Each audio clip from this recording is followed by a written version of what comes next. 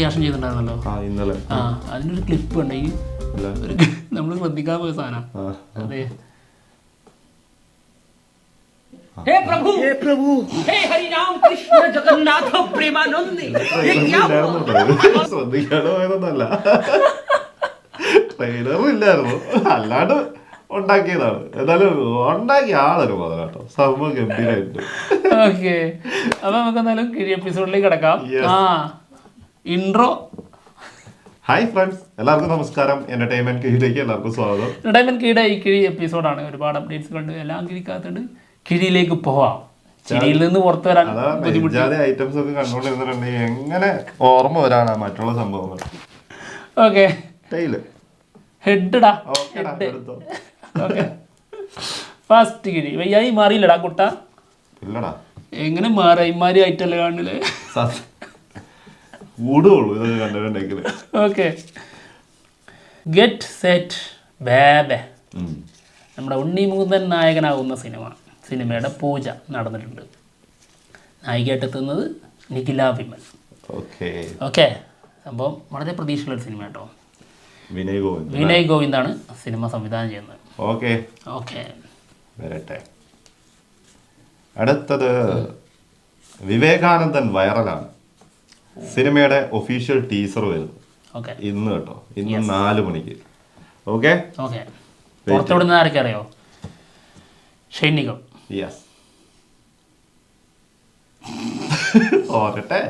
വല്ല ആവശ്യം ഉണ്ടായിരുന്നത്? വല്ല കാര്യം കംപ്ലീറ്റ് ചെയ്യും. നീരജ് മാധവ്, ആന്റണി പെപ്പെ, മഹിമ നമ്പ്യാർ, അജി വർഗീസ്, 5 പേർ. ഈ 5 പേരുമാണ് സിനിമയുടെ ടീസർ പുറത്തുവിടുന്നത്. നമ്മുടെ കമൽ സംവിധാനം ചെയ്യുന്ന സിനിമയാണ്. വിവേകാനന്ദൻ വൈറലാണ്. ഓക്കെ, ഷൈൻ ടോം ചാക്കോ നായകൻ, പിന്നെ സ്വാസിക, ഗ്രേസ് ആന്റണി, പിന്നെ ഒരാളുണ്ടല്ലോ മെറീന. ഇവരൊക്കെ നായികമാരായിട്ട് എത്തുന്നുണ്ട്. ഓക്കെ, അടുത്തത് ഗുണ്ടൂർ ഖാരം. മഹേഷ് ബാബു നായകനാവുന്ന സിനിമ 12-ാം തീയതി കേട്ടോ റിലീസിന് പ്ലാൻ ചെയ്യുന്നത്. ഇത് മാറുന്ന രീതിയിലൊക്കെ ഒരു റൂമറൊക്കെ വരുന്നുണ്ട്. 12-ന് റിലീസ് മാറുന്നില്ലേ? എന്തായാലും ട്രെയിലർ വരുന്നുണ്ട് 6-ാം തീയതി. അപ്പോൾ അതിൽ കാണും ഡേറ്റ് ഉറപ്പാക്കിയിട്ടുണ്ടെങ്കിൽ. എന്തായാലും സംഭവം 12-ന് തന്നെ. അല്ല, മാറ്റാൻ ഉദ്ദേശിച്ചാണെങ്കിൽ അതിനകത്ത് ട്രെയിലറിനകത്ത് വെച്ചിട്ടും കാര്യമൊന്നുമില്ല. അത് വിട്, അത് അതിനുശേഷം മാറ്റും. അതിനൊക്കെ ഒന്നാം തെളിവാണ് ധ്രുവനക്ഷത്രം. എത്ര ട്രെയിലറിൽ വന്ന ഇന്ന ഡേറ്റ് എന്തിന് ട്രെയിലർ പോട്ടെ, അല്ലാണ്ട് ബുക്കിംഗ് തുടങ്ങിയിട്ട് എന്നെയാണ്. അപ്പൊ ട്രെയിലറിൽ കൺഫേം ആയിട്ട് കാണിക്കുന്നു. ഉണ്ടംപരിയാണ്. വന്നു അത്രേ ഉള്ളു. അടുത്തത് കാതൽ ദ കോർ. സിനിമയുടെ OTT ഷോ പ്രീമിയർ തുടങ്ങിയിട്ടുണ്ട് ആമസോൺ പ്രൈമിൽ കേട്ടോ. അപ്രതീക്ഷിതമായിട്ടുള്ള ഒരു വരവായിരുന്നേ. ഓവർസീസ് ആണ്, ഇന്ത്യക്ക് പുറത്ത്. ഓക്കെ, എന്തായാലും ആമസോണിന് ലക്കാട്ടോ. കറക്റ്റ് ആയിട്ടാണ് അവർ പോയി എടുത്തിട്ടുള്ളത്. ബുദ്ധിപരമായി കളിച്ചു. അതായത് ഓവർസീസ് ഏതാണ്ട് ബാൻ കിട്ടിയിട്ടുണ്ട് ഒരുപാട് രാജ്യങ്ങളിൽ. വേറെ കോമഡി എന്താ വെച്ചിട്ടുണ്ടെങ്കിൽ ഇന്ത്യയിൽ വിടാതെ നേരെ പുറത്തങ്ങ് വിട്ടു. അവിടെയുള്ള അവകാശം എടുത്തിരിക്കുക, എന്നിട്ട് അവിടെ പുറത്ത് വിട്ടു. അവിടെ പലരും തിയേറ്ററിൽ കണ്ടിട്ടില്ലല്ലോ, ബാൻ ചെയ്ത സിനിമയാണ്. അതെ, അപ്പോൾ ഗുണം ചെയ്യും. ഓക്കെ, അടുത്ത കിഴി ഫോർ ആലീസ്. നമ്മുടെ ജിത്തു ജോസഫിൻ്റെ മകൾ സംവിധാനം ചെയ്യുന്ന സിനിമയാണ്. ആൾ തന്നെയാണ് ഇതിൻ്റെ സ്ക്രിപ്റ്റും. ജിത്തു ജോസഫ് ഇത് പ്രൊഡ്യൂസ് ചെയ്യും കേട്ടോ. ഖ്യാതി ജിത്തു ആളാണ് ഡയറക്ടർ. ഓക്കെ, എന്തായാലും ഇതിൽ പ്രധാന വേഷത്തിലെത്തുന്നത് നമ്മുടെ എസ്ത്രാനിൽ, അഞ്ജലി നായർ, പിന്നെ അർഷാദ് ബിൻ അൽതാഫ്. ഓക്കെ, വരട്ടെ. അങ്ങനെ ജിത്തുവിൻ്റെ മകളും ഡയറക്ടറാവുന്നു. ഓക്കെ, അടുത്തത് സലാർ 2 ശൗരാംഗ്യ പർവ്വം. അതെ, സിനിമയുടെ റിലീസ് 2025 ലാസ്റ്റോട് കൂടി ഉണ്ടാവും എന്നാണ് കേൾക്കുന്നത്. 2025 ലാസ്റ്റോട് കൂടെ ഇപ്പോഴേ തള്ളു തുടങ്ങിയിട്ടുണ്ട്. ഗെയിം ഓഫ് ത്രോൺസ് അതുപോലെ ഒരു ഐറ്റം, ആക്ഷൻസ്, പൊളിറ്റിക്സ്. അല്ല, അത് ഇങ്ങനെ മുന്നിൽ കൂടെ അങ്ങനെ വമ്പൻ സംഭവമാണെന്നൊക്കെയാണ് പറയുന്നത്. ഡ്രാമ. എന്തായാലും നമുക്കറിയാലോ ഏതാണ്ട് ഇനി എന്താ വരാൻ പോകുന്നത് അല്ലേ. എന്താണെങ്കിലും ഈ കണ്ടതിന്റെ ബാക്കിയല്ലേ കാണിക്കുള്ളൂ. അതെ, ഇതെന്താണ് കഥ എന്താ നമുക്ക് അറിയില്ലല്ലോ. കഥ കാണിക്കും.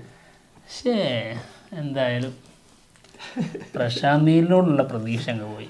പക്ഷെ എന്ത് ചെയ്യും? ഞങ്ങൾക്ക് ഈ സിനിമ ഇഷ്ടപ്പെട്ടില്ല, ഞങ്ങൾ ഇങ്ങനെ പറയുള്ളൂ. സലാറിനെ കുറിച്ച് ഞങ്ങൾ ഇങ്ങനെ പറയുള്ളൂ അല്ലേ? അല്ല, നമുക്ക് കമൻറ്റ് വരാറുണ്ടേ, അത് വരും, സലാർ അതിന് മാത്രം എന്താ പ്രശ്നം എന്നൊക്കെ ചോദിച്ചിട്ട്. ഞങ്ങൾക്ക് ഭയങ്കര മോശം സിനിമയായിട്ട് തോന്നിയാണ്. അടുത്ത കിഴി ഹനുമാൻ. ഹനുമാൻ സിനിമയുടെ കേരള ഡിസ്ട്രിബ്യൂഷൻ നമ്മുടെ ഗോകുലം മൂവീസ്. അറിയാലോ, ശ്രീ ഗോകുലം മൂവീസ്. യെസ്, അവരാണിപ്പോൾ ഏതാണ്ടൊക്കെ ഇങ്ങനെയുള്ള വലിയ സിനിമകൾ കൊണ്ടുവരുന്നത്. ഒട്ടുമിക്ക സിനിമകളുടെ ഇതിന്റെ ടീസർ സൂപ്പറായിരുന്നു, പക്ഷെ ട്രെയിലർ ജസ്റ്റ് ഓക്കെ എന്നുള്ള രീതിയിലാണ്. അത്ര വലിയ സംഭവമായിട്ടും തോന്നിയില്ല. ഉള്ള പ്രതീക്ഷ കുറച്ച് ടീസർ മാരകം. അതെ അതെ. അടുത്തത് ഓക്കെ, മലയാളി ഫ്രം ഇന്ത്യ. അടിപൊളി സിനിമയുടെ ഫസ്റ്റ് ലുക്ക് പോസ്റ്റർ ഇന്നലെ പുറത്തു വന്നിട്ടുണ്ടായിരുന്നു. ഇത് റിയാക്ഷൻ ചെയ്യാതിരുന്നത് നന്നായിട്ടോ. കാരണം എന്താ പറയുക, ഒരു ദിവസം വേണ്ടി വരും. കാരണം ഓരോരുത്തരെ കുറിച്ചും പറയണല്ലോ. അതും എനിക്ക് തോന്നുന്നു ഈ ലോകത്തുള്ള എല്ലാ രാജ്യക്കാരും ഉണ്ട്. അതെ, ഞാൻ വരേണ്ടതില് നീ ഒന്ന് ശ്രദ്ധിച്ചു നോക്കിയാൽ നീയും ഉണ്ടാവൂലേ? എന്തോരം പേര്. പക്ഷെ ഫസ്റ്റ് ലുക്ക് പോസ്റ്റർ ഒരു വെറൈറ്റി ആയിട്ട് വെറൈറ്റി ആണ്. അതായത് ഇത് ആദ്യമായിട്ടാണ് തോന്നുന്നത് ഫസ്റ്റ് ലുക്കിൽ ഇത്രയും പേര് ഉൾക്കൊള്ളുന്നത് അല്ലേ? ഇങ്ങനെ പോസ്റ്റർ കണ്ടിട്ടില്ലല്ലോ. ഇങ്ങനത്തെ ഒരു സാധാരണ 1-2 പേരെ കൊണ്ട് ഒതുക്കി കളയുന്ന പോസ്റ്ററാണ് ഇത്. എത്ര പേരാണ്, എന്തായിരിക്കും? അതായത് ഒരു മലയാളിയുടെ അല്ലെങ്കിൽ എന്തിനും മുന്നിലൊരു മലയാളി ഉണ്ടാവും എന്നുള്ളതാണോ? അതാണ്, എവിടെ പോയാലും ഒരു മലയാളി ഉണ്ടാവുന്നതാണ്. ഒന്നും പറയാൻ പറ്റില്ല. എങ്ങനെയാ ഇതിന്റെ ഇത് കൊണ്ടുപോകുന്നതെന്ന് ഒരു ഐഡിയ കിട്ടുന്നില്ല കേട്ടോ. എന്തൊക്കെയോ വറുത്തോണ്ടിരിക്കുന്നുണ്ട് ആള് അല്ലേ? വറക്കട്ടെ വെന്തിട്ട് കിട്ടിയാ മതി, നല്ല രീതിയിൽ കിട്ടണേ. അതെ. ഓക്കെ, നിവിൻ പോളിയുടെ തിരിച്ചുവരവ് നമ്മൾ ആഗ്രഹിക്കുന്നു. അല്ലേ ആളിയ? പിന്നെന്താ, തീർച്ചയായിട്ടും. അടുത്ത കിഴി സൂര്യ 43. സുധാ കൊങ്കാര മൂവി. അറിയാം. ദുൽഖർ, നസ്രിയ, വിജയ് വർമ്മ, സൂര്യ ഇവര് എല്ലാവരും പാടെ അണിനിരക്കുന്നു. എന്തായാലും സിനിമയുടെ ഷൂട്ട് ജനുവരി ലാസ്റ്റോടെ തുടങ്ങും എന്നുള്ളതാണ് കേൾക്കുന്നത്. പ്രധാന ലൊക്കേഷൻ ട്രിച്ചി, മധുരൈ, ചിദംബരം. അപ്പം ദുൽഖർ പക്ഷെ ദുൽഖർ പോകുന്നത് നേരെ തഗ് ലൈഫിലേക്കല്ലേ? അതാ പറഞ്ഞത്, ഫുള്ള് തമിഴ്നാട്ടിൽ തന്നെ ആയിരിക്കും. ആള് കൂടുതൽ മലയാളത്തിൽ തന്നെ എവിടെ വേണ്ടെന്ന് പോയി ചെയ്യുന്ന. പക്ഷെ എനിക്കൊരു അഭിപ്രായം ഉണ്ട് കേട്ടോ. അതായത് ദുൽഖർ സൽമാൻ ഒരിക്കലും ഇത് ചെയ്യരുത് എന്നാണ്. ഇടയ്ക്കൊക്കെ ഒരു മലയാള സിനിമ ചെയ്തിട്ടില്ലെങ്കിൽ ശരിക്കും നല്ല മലയാള സിനിമ ചെയ്തുകൊണ്ടിരുന്നിട്ട് തന്നെ വേണം മറ്റുള്ള സിനിമകൾ. എന്താ മറ്റുള്ള നടന്മാരൊക്കെ അങ്ങോട്ടും ഇങ്ങോട്ടൊക്കെ പോയി അഭിനയിക്കുന്നുണ്ട്. അവരൊക്കെ അവരുടെ സ്വന്തം ഭാഷയിലുള്ള സിനിമകൾ ചെയ്തു കഴിഞ്ഞതിന് ശേഷമാണ് മറ്റുള്ള സിനിമകൾ. അതായത് താഴ്വേര് നേരെ അടിയിലേക്ക് താഴ്ത്തണം. അതിനുശേഷമാണ് അതിൽ നിന്നുള്ള മറ്റു പേരുകള് വേറെ ഒരുപാട് ബാധിക്കും. അത് പിന്നീട് ഇപ്പോഴൊക്കെ സ്വീകരിക്കും. പക്ഷെ കുറച്ച് കഴിയുമ്പോഴേ അതിന് ബദൽ വേറെ ആൾക്കാർ വരുമ്പോ അവിടെയും ഇല്ല ഇവിടെയും ഇല്ല, ആ ഒരു അവസ്ഥയിലെത്തും. അത് വരാതിരിക്കട്ടെ. എന്താണെങ്കിലും അടുത്തത് ക്യാപ്റ്റൻ മില്ലർ സിനിമയുടെ ഒരു 4 മിനിറ്റും 20 സെക്കൻഡും കട്ട് ചെയ്ത് പറഞ്ഞിട്ടുണ്ട്. ക്ലൈമാക്സിൽ നിന്ന് അതും ഭീകര സാധനമാണെന്ന് പറഞ്ഞത് അതുകൊണ്ടാണ് കട്ട് ചെയ്തിരിക്കുന്നത്. സെൻസർ ചെയ്തപ്പോൾ കട്ട് ചെയ്തതാണ്. ഭയങ്കരമായിട്ടുള്ള വയലൻസ്, അതാണ് കാരണം. 2 മണിക്കൂറും 37 മിനിറ്റും ആയിട്ട് ഇപ്പൊ ചുരുങ്ങിയിട്ടുണ്ട് സിനിമ. എന്നാലും അത് കളയണ്ടായിരുന്നു. നഷ്ടമില്ലേ? അത്രയും ബുദ്ധിമുട്ട് നിങ്ങൾക്ക് എടുക്കാൻ പറ്റി. അത് സർട്ടിഫിക്കറ്റ് ആയിക്കോട്ടെ നമുക്ക് കരുതേ പോരെ. അത് അപ്പോൾ ഒരുപാട് പേര് കാണൂലേ, അതാണ് പ്രശ്നം. പിന്നെ ആരും ഓക്കെ, എന്തായാലും പൊങ്കലിന് 12-ാം തീയതി പൊളിക്കാം ക്യാപ്റ്റൻ മില്ലർ.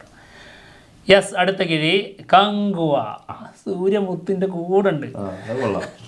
കങ്കുവ സിനിമയുടെ ഒരു, അതായത് ലൊക്കേഷനിൽ നിന്ന് ലീക്കായിട്ടുള്ള ഒരു വീഡിയോ ഉണ്ട്. ആ വീഡിയോ നമ്മൾ കാണിക്കുന്നില്ല, സ്റ്റില്ല് കാണാം. ഇങ്ങനെ ഇതൊന്നും ലീക്കാക്കാൻ പാടില്ല. ഇത് കണ്ട് ഞെട്ടി തരിച്ചിരിക്കുക കേട്ടോ. കാരണം എന്താണ് ഈ ലോകം അല്ലേ? ജാതി സെറ്റാ, വേറെ ലെവല് തന്നെ. കങ്കു എനിക്ക് തോന്നുന്നു ഒരു 1.5 സംഭവമായിരിക്കും തോന്നുന്നുണ്ട്. ഒരു ഞെട്ടിക്കലായിരിക്കാം. അതായത് സലാർ, KGF 2 ഇതിന്റെയൊക്കെ റോൾ ഉണ്ടല്ലോ, അതൊക്കെ മുകളിൽ നിൽക്കുന്ന റോൾ ഉണ്ടാക്കാൻ സാധ്യതയുണ്ട്. ഉറപ്പായിട്ടും അത് നന്നായിട്ട് പ്രതീക്ഷയുണ്ട്. അടുത്തത് റിബൻ. കൂടെ ഒരെണ്ണം കൂടി ഉണ്ട് കേട്ടോ, അത് തരാം. റെബൽ സിനിമയുടെ സെൻസറിങ് കഴിഞ്ഞിട്ടുണ്ട്. US സർട്ടിഫിക്കറ്റ് ആണ് കിട്ടിയിട്ടുള്ളത്. ഓക്കെ, അടുത്തത് എബ്രഹാം ഓസ്ലർ സിനിമയുടെ ക്യാരക്ടർ പോസ്റ്റർ നമ്മുടെ അനശ്വര രാജന്റെ സുജ. ഓക്കെ. ഈ സുജയെ പ്രേമിച്ചതിന് കുറ്റത്തിനാണോ പ്രശ്നങ്ങൾ ഉണ്ടാവുന്നത്? സുജ തന്നെയാണ് പ്രശ്നം, നേരിലും ആളാണുള്ള പ്രശ്നം. Okay okay. അടുത്ത കീഴി മോനെ ലാലേട്ടൻ എൻ്റെ കൂടെ സത്യനന്ദിക്കാടും മോഹൻലാലും ഒരുമിക്കാൻ പോകുന്നു. ഓക്കെ. വർഷങ്ങൾക്ക് ശേഷം അല്ലേ അളിയ? 2015 2015 ശേഷമാണ് ഇവർ ഒരുമിക്കുന്നത്.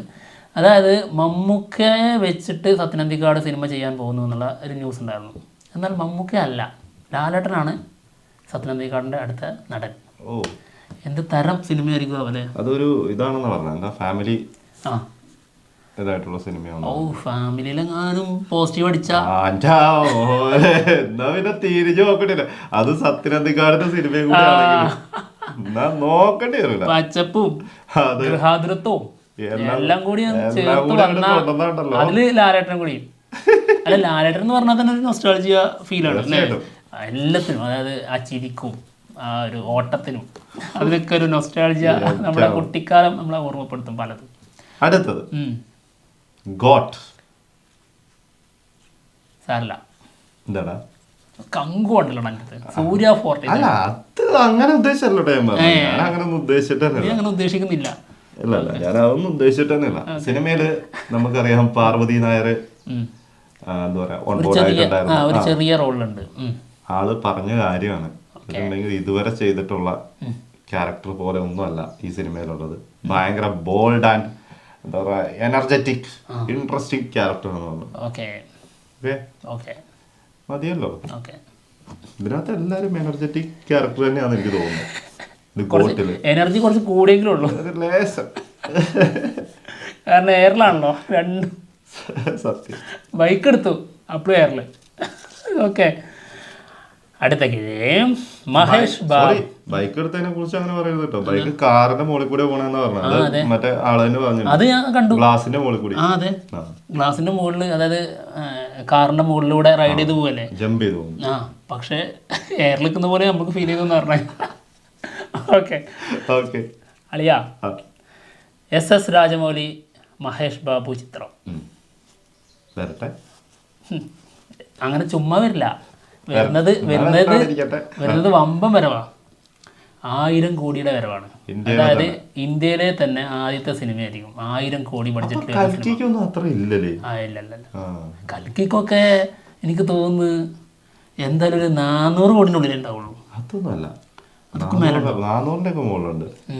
അന്നത്തെ ഏറ്റവും അല്ല ആ സമയത്ത് അതിന്റെ അനൗൺസ്മെന്റ് വന്നപ്പോ ഏറ്റവും വലിയ മുടക്കിൽ വരുന്ന സിനിമ അതായിരുന്നു. അപ്പൊ അതിന്റെ മുകളിലാണ് ഇതിന്റെ അനൗൺസ്മെന്റ് ഒക്കെ ഉടനെ. അല്ലെ, മഹേഷ് ബാബു സോറി പ്രഭാസേ ഒന്ന് വിട്ടുവീഴ്ച എടുത്തിട്ടുണ്ടോ? വിട്ടുവീഴ്ച ചെറുതായിട്ട് നടത്തിയാലേ ഒരു 500 കോടി കൊണ്ട് പോരും. അത് സത്യം. നേരെ കുത്തണ താഴെ. സാധാരണ എനിക്ക് 400 കോടിയാണ് തരാറ്. നിങ്ങൾ 200-250 കോടി തന്നാ മതി പറഞ്ഞിട്ടുണ്ടാവുമായിരിക്കും. മോനെ വല്ലാത്ത കണക്ക് തന്നെ കേട്ടോ അവരുടെയൊക്കെ സാലറി. നീ എപ്പോഴെങ്കിലും ചിന്തിച്ചിട്ടുണ്ടോ 250 കോടിയൊക്കെ മേടിച്ചിട്ട് ഇവര് എന്താ ഇതിനകത്ത് ചെയ്യുന്നതെന്നാണ് ഞാൻ ആലോചിക്കുന്നത്. അത് സിമ്പിൾ. എനിക്ക് നേരിന്റെ പ്രൊമോഷൻ കണ്ടപ്പോൾ മനസ്സിലായി. ലാലേട്ടൻ ഓരോ ദിവസം ഓരോ വാച്ച് കെട്ടി വരും. ഒരു വാച്ചിന് 1 കോടിയുടെ അടുത്താണ് വില. ഇതൊക്കെ സിമ്പിളായിട്ട് പൊട്ടിക്കാൻ എന്താ പാട്. ഞാൻ ഒരു കാര്യം ചോദിക്കുന്നു, പ്രഭാസ് ഏതിനകത്താണ് അങ്ങനെ വന്നിട്ടുള്ളത്? പ്രഭാസ് അല്ലെങ്കിൽ 250 കോടി മേടിക്കുന്ന മനുഷ്യനാണ്. ആളെ ഇന്റർവ്യൂ ഉണ്ടാവല്ലോ പറയില്ല, പാവാണ്.